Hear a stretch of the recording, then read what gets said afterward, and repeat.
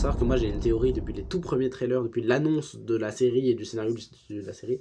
Ma théorie personnelle, c'est qu'à la fin, les Sea Devils, donc les Omoagua, vont se faire génocider. Mais je me dis, si jamais ils arrivent à faire ça, faire un parallèle avec Gaza, ça serait très cool. Coucou les gens, alors The War Between the Land and the Sea, c'est terminé. J'ai pas fait une review pour juste le dernier épisode, parce que du coup je voulais faire une grosse review pour toute la série. Donc comme vous l'avez vu, il y a pas mal de choses que j'ai prédit qui sont arrivées. Voilà, que je voulais qu'ils arrivent et qui sont arrivées, ou des choses que je pensais qu'il allait arriver, ou que j'espérais qu'il allait arriver et qui sont arrivés. Cette vidéo va spoil. Voilà, c'est une vidéo qui va spoil, donc si jamais vous n'avez pas vu The War Between the Land and the Sea, le spin-off de Doctor Who, foncez le regarder. Il est actuellement disponible sur BBC iPlayer avec un VPN ou alors avec des liens. Si vous avez besoin des liens, vous pouvez me contacter ou contacter des gens. Il y a plein de gens qui ont des liens un peu partout. D'ailleurs, merci à Vegas qui m'a permis d'avoir des liens qui ont des sous-titres de qualité. Et sinon, ça sera disponible en France gratuitement et légalement, enfin pas gratuitement du coup, mais légalement sur Disney+, en février, je crois, février-mars, avec du coup la VO, la VF, les sous-titres et tout. Donc, pour ceux et celles qui ont vu la série, ou alors ceux qui sont toujours là et qui s'en foutent d'être spoilés. The War Between the Land and the Sea, déjà, je m'attendais pas à grand chose, mais j'étais quand même très hype en vrai. J'étais hype, j'étais en mode ouais, ça va être cool, ça va être bien et tout. Bah, c'était très cool, c'était vraiment très bien. Pour moi, c'est un peu une suite spirituelle à Torchwood saison 3, donc Torchwood Children on Earth, ou Of Earth, je sais plus, bref, qui était aussi grave cool. Là, ouais, on a vraiment une suite spirituelle et waouh. Alors, l'intro, donc les 2 premiers épisodes, c'est très cool, genre ça nous met direct dans le bain, on est avec beaucoup de tension, beaucoup de. On introduit vraiment bien tous ces personnages, on nous met en place vraiment le contexte et on a envie de voir qu'est-ce que ça va donner. Et dès ces 2 premiers épisodes, on voit un truc, c'est que les personnages sont très attachants. Même s'ils n'ont pas beaucoup de temps d'écran, ils sont très attachants, surtout Barclay. Barclay, au début, il est très présent et ensuite il laisse un peu la place à Kate. Mais au tout début, vraiment, Barclay est très présent et il est extrêmement attachant. Ensuite, dans l'épisode 3, on est sur un huis clos, vraiment tension et assez compliqué, enfin semi-huis clos, parce que du coup on est en partie dans le huis clos, dans la boule qui va sous l'eau, et en partie avec la gestion politique et la création du plan, je sais plus comment il s'appelle, Sévrance je crois, bref un plan du coup d'annihilation et de génocide. D'ailleurs je trouve ça hyper intéressant que tout au long de la série, du coup on voit quasiment dès le début le gouvernement qui commence à préparer un plan pour annihiler et génocider les Omoakwa, et qu'en fait ce plan, bah, il est quasiment pas du tout entravé en fait, genre littéralement les méchants gagnent, mais ça on y reviendra après quand on parlera de la fin. Mais en fait, les méchants, donc les fachos et tout, genre ils ont mis un plan de génocide en place. Et genre, les gens ils discutaient, là, les héros, Barclay, Kate et tout, ils discutaient avec les Omoakwa, ils faisaient des trucs et tout pour essayer de faire la paix. Mais pendant ce temps, les autres, ils avaient déjà tout prévu en fait, et il y a quasiment rien qui a échoué dans leur plan. Quasiment tout ce qu'ils ont prévu, je crois même tout ce qu'ils ont prévu, ils l'ont fait. Genre ils ont tout fait pour que ça marche, et ça a marché, c'est-à-dire que les humains ont mis tellement de leurs ressources, de leur intelligence et de leur argent pour créer une arme de destruction massive. Alors que cet argent, ces ressources, ils auraient pu le mettre pour la communication, pour régler le problème de façon totalement pacifique. Mais ils n'ont pas du tout fait ça. Et c'est tellement réaliste, c'est tellement les humains en fait. Bon, et ça on y reviendra plus tard parce que vraiment la fin pour moi c'est un banger absolu. Donc on a cet épisode 3 en semi-huis clos, etc. Très intéressant et avec un cliffhanger de fou. Pour moi ça rentre dans le top des meilleurs cliffhangers du Universe. Hein. C'était incroyable avec du coup le colonel Ibrahim qui se fait tuer et la bombe qui massacre une grosse partie des Omoakwa, déclenchant pour de vrai la guerre. Genre la vraie guerre, et là du coup après on entame du coup l'épisode 4 avec du coup les deepfakes et tout. Et avec du coup tout le côté média où du coup les fachos ils vont dire ouais mais en fait les Omoakwa ils sont méchants, ils ont tué nos soldats et tout, bref ils vont essayer de retourner l'opinion publique contre les Omoakwa pour que après dans l'épisode 5 le génocide paraisse légitime au vu du danger. Également du coup dans l'épisode 4 on a la réunion entre Salt et Barclay du coup qui vont avoir leur intrigue amoureuse qui va se développer, où du coup ils vont se faire des promesses, ils vont se dire qu'ils vont tout faire, ils vont se battre pour un monde meilleur. Il y a Kate qui va être dévastée par le départ du colonel Ibrahim, enfin la mort du colonel Ibrahim. Hein. On va commencer d'ailleurs à développer la psychologie de Kate à partir de là, elle va vraiment être très présente et très intéressante, vraiment impactante, et ça va vraiment amener à la fin. Et d'ailleurs la fin, j'ai plein de théories à vous faire part de Kate, parce que ça peut être ça peut devenir l'un des meilleurs personnages du Universe, mais on en revient juste après. Pour ceux qui ne savent pas, le Universe, c'est l'univers étendu de Doctor Who, donc la série Doctor Who, les spin-offs, Torchwood et tout. Donc du coup, voilà, dans cet épisode 4, on a ce côté média avec les deepfakes, avec IA, où du coup l'opinion publique va un peu tourner, et à la fin, Barclay va appeler son ex en disant « Ouais, j'ai besoin d'aide pour sauver Salt », sauf qu'en fait, ils sont sur écoute, il y a les militaires qui débarquent. C'est dévastant. D'ailleurs, ouais, petit point noir, là, je viens d'y penser, la fille de Barclay, elle est pas assez développée, genre elle est là un peu de temps, mais elle aurait mérité d'être plus là et d'avoir plus d'impact dans l'intrigue. Mais peut-être qu'elle pourrait revenir dans l'univers et j'aimerais qu'elle revienne parce que c'est un personnage que j'aime bien. Même si on la voit pas beaucoup, j'aimerais qu'elle revienne. Mais on en reparlera après de ce que j'aimerais pour la suite du univers parce que déjà, on va rester sur ça. Donc du coup, voilà, c'est l'épisode 4 qui se conclut avec les militaires qui arrivent. On a les militaires fachos qui mettent en visu Unit. Unit qui met en visu les militaires fachos sur les ordres de Kate. Et Kate qui dit, si jamais ils tirent, tirez, faites feu. Et genre qui est prête à tuer des militaires. Et cette... Oh waouh, cette scène est hyper stylée. Il y a Salt qui s'en va dans l'eau. Barclay qui se fait ramener par Unit. Et c'est la fin de l'épisode 4 qui nous tease du coup l'épisode final. Et maintenant, on va parler de ce fameux épisode final. Déjà, ça s'ouvre directement avec le massacre de chiens, voilà, des chiens qui sont mangés. Je trouve ça très cohérent, hein. Du coup, ils disent oui, les chiens, pourquoi on ne mangerait pas vos chiens alors que vous mangez nos poissons? Ça paraît totalement cohérent. J'aime aussi beaucoup le moment où le diplomate humain il dit oui, non mais nos chiens, on les a domestiqués. Et les Omoakwa ils répondent bah ouais, mais nous, nos poissons, c'est des membres de notre famille. Bref, ça j'ai beaucoup aimé, cet aspect-là. Enfin, en fait, le dernier épisode, c'est une critique de l'être humain. Et genre, c'est là où je vais commencer à beaucoup parler, parce que je vais parler beaucoup de ce dernier épisode, parce que c'est le dernier épisode qui fait que la série est, à mes yeux, vraiment très qualitative et qu'elle raconte vraiment quelque chose d'intéressant. Alors la série n'est pas révolutionnaire, c'est pas une série qui va chambouler les codes de la mise en scène ou du scénario ou de l'écriture des personnages, non, rien de tout ça. Ça reste dans un schéma plutôt basique, c'est pas basique, mais c'est plutôt basique dans ce genre de série, dans ce style de série. Mais c'est un style de série que j'adore, hein, les séries du coup assez dramatiques, avec de la tension et des remises en question de l'être humain, avec toujours une petite pointe d'humour un peu noir et tout, enfin bref. C'est vraiment les séries amères, douces amères, mais enfin, on en reviendra avec cette amertume, on va reparler de l'amertume et des victoires amères juste après. Mais en tout cas, cette fin de saison, pour moi, c'était exceptionnel. Voilà, j'ai pas beaucoup d'autres mots qu'exceptionnel pour donner, pour qualifier cette fin de saison. Donc du coup, on va suivre dans un dernier espoir toute la team de Kate et tout qui font pas grand chose. Ils font pas grand chose de Kate et tout, c'est surtout Barclay en fait qui continue d'aller. Ça, je trouve ça très beau le fait que à chaque fois, chaque jour, Barclay il va s'échapper de l'hôtel pour aller crier dans l'eau et appeler Salt parce qu'il est comme appelé par la mer. Il a un appel vers la mer et du coup il appelle Salt à chaque fois. Sauf que une des fois, il y a le gouvernement qui va du coup, parce que c'est le gouvernement hein, qui a planifié ça, c'était volontaire le fait que Barclay aille appeler Salt tous les soirs. C'était prévu en tout cas. Et ils vont donc faire en sorte de diffuser un virus mortel sur Salt le jour où Salt pourra vraiment entendre l'appel de Barclay, qui du coup génocidera 90% je crois des Homo Aqua sur Terre. Donc un énorme génocide qui les fera perdre la guerre. Du coup on voit la montée en tension jusqu'à ce que cette fameuse arme de massacre arrive. On voit Kate qui vraiment n'en peut plus. Mais quand je dis qu'elle en peut plus, c'est vraiment elle est surbookée, elle est à cran, vraiment très à cran. Et ensuite, du coup, on a le moment qui fait tout chavirer, où du coup les Homo Aqua sont retrouvés morts. On voit tous les cadavres qui remontent à la surface, et où du coup le génocide a eu lieu, où les méchants ont gagné. On les voit être contents, être satisfaits de leur victoire. On voit Salt qui revient et qui dit que les humains ont gagné, que les Homo Aqua capitulent, que la guerre est finie. Et cette scène, elle est déchirante. Genre, la scène où Salt arrive et dit on a perdu, on abandonne, les humains ont gagné.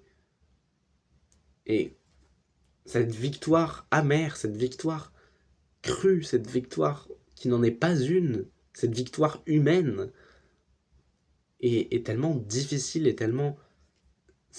moi, en tout cas, ça m'a bloqué, ça m'a... Waouh, j'étais en mode... Waouh. Et... Waouh, c'était... Enfin, je sais pas comment dire, mais les émotions que m'a procuré cette scène étaient extrêmement intenses. J'étais vraiment pris, même là, en reparlant, genre... Je trouve ça, en plus, très d'actualité, parce que du coup, bon, un génocide, on en connaît plusieurs, hein. Euh, et là, ça m'a... Ouais, ça m'a frappé, ça m'a marqué, et c'était... Bah, c'était très ingénieux. Voilà, j'ai trouvé ça vraiment ingénieux comme façon de faire. Donc, voilà, j'ai adoré cette fin. Enfin, j'ai adoré. J'ai adoré la détester, hein, parce que j'ai trouvé ça horrible, mais j'ai adoré ressentir ces émotions devant cette série. Ensuite, on a une musique qui se lance, la chanson d'ailleurs est très jolie, j'ai beaucoup aimé. On apprend du coup que il y avait un mot en fait de communication. Parce que j'ai oublié de revenir un peu juste avant ça, parce que juste avant le génocide, il y avait une solution qui avait été trouvée. Je sais plus ce que c'est le mot, mais en gros, il y a un mot qui signifie la symbiose entre les deux espèces, la paix, l'harmonie, du coup, entre les Omakwa et les humains. Et ce mot-là, il suffisait de l'envoyer aux Omakwa, et puis ça aurait pu faire la paix. C'est Salt qui apprend ça à Barclay. D'ailleurs, à ce moment-là, j'étais en mode, oh, ça va être une fin à la Doctor Who, parce qu'à un moment, ça dit oui, en fait, avec leur rétine, ils voient des trucs que les humains voient pas, du coup, on peut faire passer ce message et tout. J'étais en mode, waouh, waouh, waouh, ça va être un délire en mode, oui, par le truc du truc, on va sauver la situation. J'étais en mode, bon. Mais en fait, non, du coup, ça a pas marché. Ils ont été génocidés avant. Et finalement, bah, ce mot magique, là, ce mot de symbiose, il est associé à Barclay. Donc c'est Barclay, cette association, c'est Barclay. Et ça me fait un peu penser à l'hybride d'ailleurs en saison 9 de Doctor Who. Et du coup, Barclay va retrouver Salt. Euh, Ils vont du coup ensemble aller vivre chez les Omakwa. Donc maintenant, ça ressemble vraiment à rien, hein. Ça va être une toute petite zone entre deux falaises, entre deux trucs. Enfin, vraiment, ça va être une zone minuscule, hein. Mais du coup, il va aller vivre avec les Omakwa. Il devient lui-même une sorte de d'hybride entre les Omakwa et les humains. Oui, bon, je continue à chaque fois que je vois un hybride dans l'univers de Doctor Who à me dire c'est peut-être ça l'hybride, alors que bah on sait ce que c'est l'hybride. Mais je me dis pourquoi pas, j'aimerais trop revoir Barclay. Mais on viendra après sur les théories pour la suite. Déjà on continue sur cette fin de saison. Donc du coup ils s'en vont en dansant sous l'eau. Ça je trouvais ça vraiment très beau. Et il y a Kate qui sourit, qui essaie de trouver de la joie dans l'amertume de la situation. Euh, le générique se lance et c'est la fin tiède, la fin semi-heureuse, la fin où il y a eu un génocide et où on peut rien y faire, où l'être humain a complètement saccagé la nouvelle forme de vie qu'il a rencontrée comme il l'a fait à chaque fois. Et c'est pas fini. Il y a une scène post-générique, juste après le générique, où du coup on voit Kate qui commence à partir parce que bah bon, elle a fini sa petite scène où elle regarde le bord de la mer en disant oh là là, quelle poésie dans cette poétique océan. Sauf que là, elle croise un coureur. Un coureur qui va jeter sa bouteille en plastique à côté de l'océan, donc qui va polluer les océans. Alors c'est très symbolique, hein, concrètement le fait qu'il jette sa bouteille, c'est pas ça le problème, c'est la symbolique du fait que l'être humain vient littéralement de génocider un peuple à cause de la pollution, et que ce mec en a rien à foutre, qui continue à faire sa vie, qui continue à faire son petit footing, et que lui ce qui l'inquiète c'est juste de pas jeter la bouteille dans la poubelle parce que c'est trop loin, et du coup il a la flemme, et du coup il jette par terre et il s'en fout. Et genre l'être humain s'en fout, l'être humain continue de vivre, l'être humain écrase tout et continue. C'est ça la symbolique. Et Kate, elle, tout au long de la série, elle a perdu foi en l'humanité. Parce que le seul humain qui vraiment l'a ravivé un peu cette flamme en elle, c'était Ibrahim, le colonel Ibrahim, qui lui donnait une raison de vivre et qui l'aidait à se soigner, à prendre soin d'elle, à prendre du temps pour elle, etc. Bah, il est mort par des humains. Puis après, bah, sont battus. Et en fait, colonel Ibrahim, il est mort pour rien, parce que les humains, ils ont gagné. Et les humains, ils ont été cruels, les humains, ils ont été méchants, et les humains, ils s'en foutent. Et Kate, elle a vraiment perdu foi en l'humanité. Dans cette scène, en tout cas, là, ça va être mon interprétation, parce que la scène, elle est vraiment très libre à l'interprétation. J'ai vu plein de théories passer un peu partout, mais en tout cas, pour moi, cette scène, c'est Kate qui perd complètement foi en l'humanité. Alors, d'abord, je vais expliquer la scène pour ceux qui l'ont pas vu, mais Kate va péter un câble. Elle va lui dire, non mais monsieur, vous ramassez la bouteille tout de suite. Il va dire, non mais tu te calmes madame, machin chose. Et du coup, elle va sortir son flingue, elle va dire, ramassez cette putain de bouteille tout de suite. Mais genre vraiment, elle pète un câble, et genre on le voit dans son regard, elle est enragée. Genre même, je pense qu'elle est prête à tirer, et c'est même possible qu'elle tire. Bref, c'est une scène qui est froide, c'est une scène qui est sec, c'est une scène qui est réaliste, et c'est une scène qui est cruelle. C'est Kate qui perd toute foi en l'humanité, c'est Kate qui perd tout espoir, c'est Kate comment dire, qui abandonne son rôle de gentil, qui veut la paix, etc. et qui lâche prise, qui lâche complètement prise. Et du coup, c'est là où je vais en venir à mes théories possibles. Déjà, j'aimerais trop qu'il y ait des suites à ça, genre d'autres spin-offs dans cette ambiance-là. Soit The War Between avec autre chose, genre d'autres, genre les Zygons. J'aimerais bien un The War Between avec les Zygons. Parce qu'on se rappelle qu'il y a plein de Zygons sur Terre, donc ça peut créer du conflit et tout. Soit un The War Between avec les intraterrestres. Soit The War Between The Land and the Sea 2, avec du coup le reste des Omoakwa, et puis la suite avec les fachos. Mais si on sait qu'ils vont sûrement mourir, que l'eau va les retrouver, mais ils peuvent toujours être vivants. Enfin bon, on sait pas trop là-dessus s'ils sont morts ou pas, les méchants. Euh, donc, soit un The War Between, soit autre chose, un spin-off sur Kate, un spin-off sur autre chose. J'aimerais aussi beaucoup que Barclay et Salt reviennent, mais dans longtemps, hein, pas forcément là, mais genre dans un grand final, où du coup on aurait plein de personnages qui se réunissent un peu à la Endgame, mais Doctor Who. J'aimerais bien qu'ils reviennent ces personnages, parce que bah, ce serait cool de les voir rencontrer le Docteur. D'ailleurs, en parlant du Docteur, Kate, pour moi, elle a du potentiel, mais on va venir juste après sur quel potentiel selon moi elle a. Euh, pour moi, Kate Lethbridge Stewart pourrait devenir, si les scénaristes font du bon boulot, la meilleure antagoniste de tout le univers. Je m'explique. Pour moi, Kate Lethbridge Stewart, l'avenir qui lui est tracé, c'est celui-là. En gros, je sais pas si vous voyez, mais là, le docteur, il est parti, enfin, je sais pas ce qu'il fait, mais il est pas là. Et du coup, c'est ça qui a fait que la situation a un peu dégénéré, parce que honnêtement, le docteur, il aurait beaucoup aidé.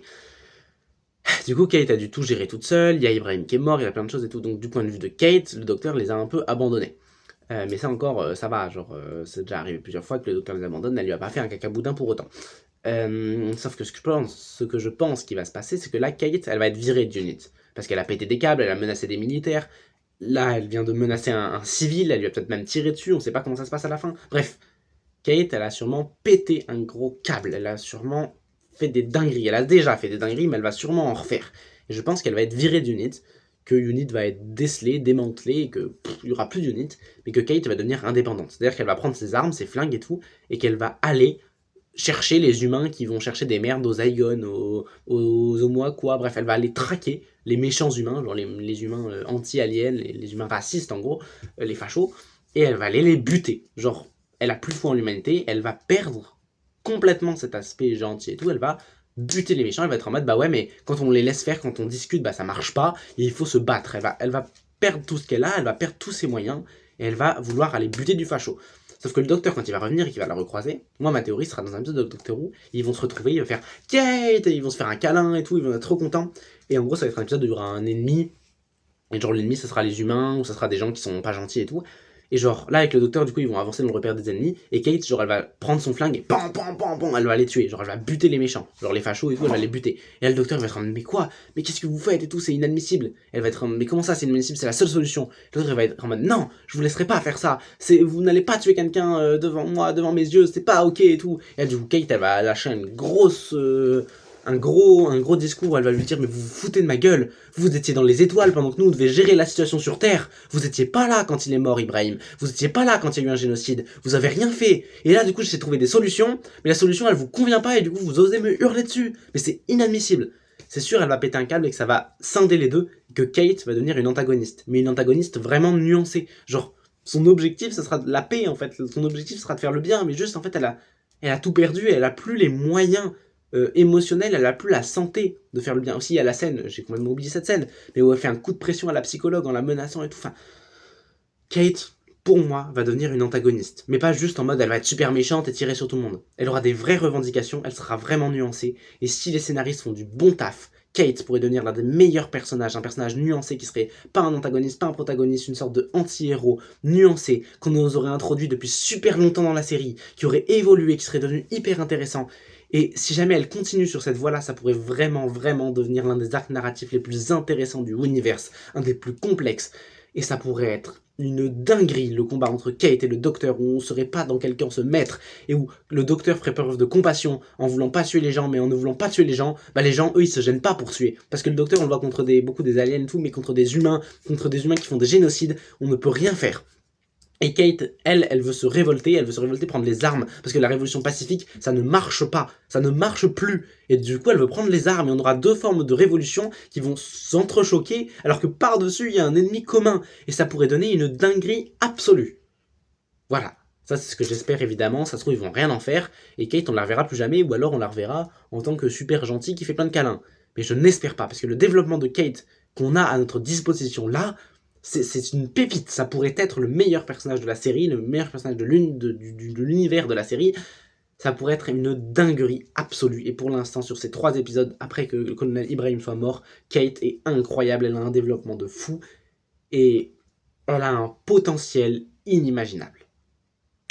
Voilà, je m'arrête là pour ma review sur The War Between the Land and the Sea. En conclusion, une excellente série, un excellent spin-off de Doctor Who, beaucoup de messages réalistes, froids, secs.